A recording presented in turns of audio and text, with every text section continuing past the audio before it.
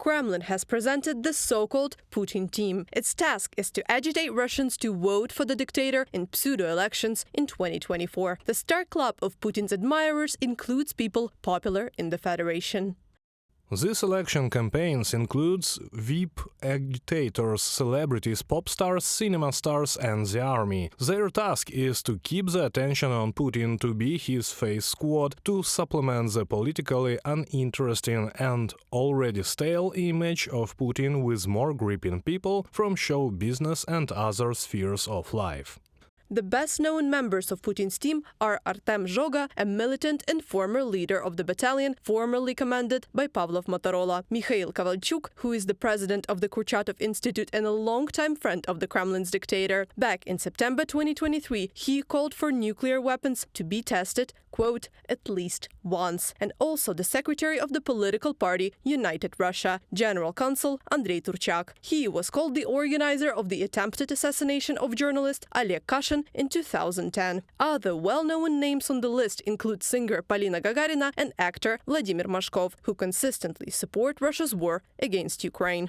They, of course, are not such fans of Vladimir Putin, but I think a lot of them believe that it's really better if he stays. The main motive is that the Kremlin's fees are quite generous. They know this from their work on state television, for example, in films, various show projects and so on. So I think the main motive is typically opportunistic and material.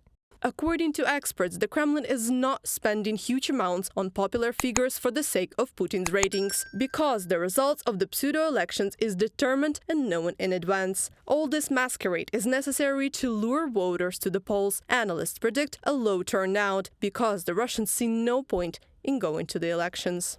The fact is that Putin's legitimacy is not based on elections. We don't have elections, and one of the grounds for his legitimacy is that the majority of the population is in favor of him. It's very important for him to persuade dissenters, and we have a lot of dissenters, 20% of people who are consciously against the war, against his course, and another 80% are indifferent. It is very important for him to tell these people that there is an overwhelming majority voting for him, so he will get more than 80% this time.